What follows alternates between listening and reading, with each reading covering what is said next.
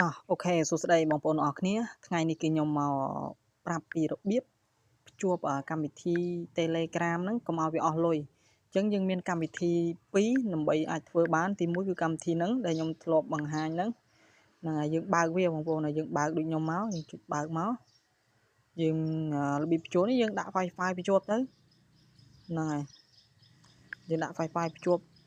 ក៏បានយើងអាកន្លែងហ្នឹងសម្រាប់ខ្ញុំស៊ីមដែលខ្ញុំប្រើនេះវានៅទូរស័ព្ទផ្សេងហើយទូរស័ព្ទដែលខ្ញុំថតនេះវាស៊ីមផ្សេងអញ្ចឹងខ្ញុំដាក់ Wi-Fi កុំឲ្យវាជួប server ណា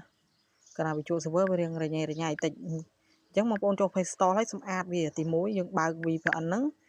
VPN វាមានច្រើនណាតិចយល់ច្រឡំដល់ដូចរបស់ខ្ញុំមកហ្នឹងហើយខុសរបស់ខ្ញុំក៏បានដែរប៉ុន្តែឲ្យលក្ខណៈថាវា server ដូចគ្នាអញ្ចឹងណាហ្នឹងហើយយើងចូលនៅក្នុង Play Store មកពេលយើងសម្អាតវាហើយបន្ទាប់មកយើងចូលទៅក្នុង Play Store យើងវាយ down Telegram ភ្លុកតែម្ដងបាទកុំឲ្យវានៅចាំយូរហ្នឹងហើយដើម្បីកុំឲ្យវាហ្នឹងបើយើងមិនធ្វើអញ្ចឹងទេវាឲ្យយើងបង់លុយណាហើយយើងធ្វើអញ្ចឹងមើលតាមខ្ញុំមួយមកកុំធ្វើពី3ដងចុះឡើងវាបិទហ្នឹងมันអាចផ្ញើលេខកូដឲ្យឬក៏យើងធ្វើមិនបានទេអញ្ចឹងយើងធ្វើតាមខ្ញុំមួយមកកុំមើលសារអញ្ចឹងបន្ទាប់មកយើងចូលទៅ down កម្មវិធីមួយទៀតបាទនេះកម្មវិធីហ្នឹងយើងចូលក្នុង Play Store មកនឹងវាយពាក្យដូចខ្ញុំអញ្ចឹងមកនេះកម្មវិធីហ្នឹងអញ្ចឹងខ្ញុំក៏ copy ឈ្មោះរបស់វាមកចូលទៅក្នុង Play Store ហើយខ្ញុំវាយពាក្យថាមិនដឹងអានថាម៉េចអញ្ចឹងណាអញ្ចឹងបន្ទាប់មកទៀតយើងសើចឈ្មោះហ្នឹងមកហ្នឹងហើយអញ្ចឹងយើងចេញកម្មវិធីហ្នឹងមកហើយនឹងសើចដូចខ្ញុំអញ្ចឹងមកហើយយើង down វាមក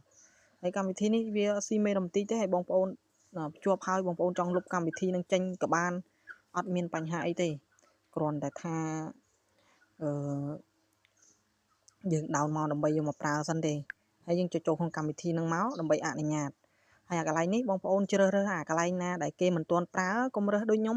បងប្អូនរើសអាណារើសទៅមើលតែអាណាដែលគេមិនទាន់ប្រើទៅហ្នឹងហើយអញ្ចឹងយើងរើសមកហើយយើងចាំពាណិជ្ជកម្មនៅពេលដែលយើងរើសយើងចុចអារូប Telegram ហ្នឹងហើយយើងចាំពាណិជ្ជកម្មវាមកស្បកមកឲ្យវាលោតអញ្ចឹងយើងចុចសញ្ញាថយមកអាហ្នឹងតោះមកវាលោតអក្សរដូចខ្ញុំអញ្ចឹងនៅពេលដែលវាលោតអញ្ចឹងហើយយើងវាយលេខរបស់យើងចូលហើយយើងចាំលេខ6ខ្ទង់នៅពេលដែលវាយហើយវាចូលគ្នាវាអត់មានលោតស្អីរញ៉េរញ៉ៃមកទេឥឡូវជាមួយខ្ញុំវាយ account មួយទៀតចូលចាំមើលឥឡូវខ្ញុំបិទសិនហ្នឹងគឺឈ្មោះរបស់ខ្ញុំកុំឲ្យវាញ៉ៃញ៉ៃតោះមកឥឡូវខ្ញុំរកកន្លែងវាយ account ផ្សេងចូលចាំមើលខ្ញុំវាយលេខហ្នឹងហើយចាំមើលវាលោតឲ្យយើងនឹង copy អត់ឲ្យយើងនឹងបង់លុយអត់ចាំមើលឥឡូវយើងវាយលេខកូដចូលមកយើងចូលអានពី account ហ្នឹងមកបន្ទាប់មកយើងវាយលេខកូដដែលគេផ្ញើ6ខ្ទង់អាហ្នឹងចុចចូលឡើងអត់មានប្រយ័ត្នគេលេងផ្ញើលេខកូដឲ្យហ្នឹងតែយើងចុចញាប់ពេកហ្នឹងហើយអញ្ចឹងយើងលោតចូលបានធម្មតាបាន account 2 3លេងធម្មតាអត់មានបញ្ហាអីទេបងប្អូនបាទអញ្ចឹងគឺធ្វើតាមខ្ញុំធានាថាបានហើយមើលតាមខ្ញុំច្បាស់មកហ្នឹងហើយបើ VPN VA ច្បាស់ការពារហ្នឹងហើយ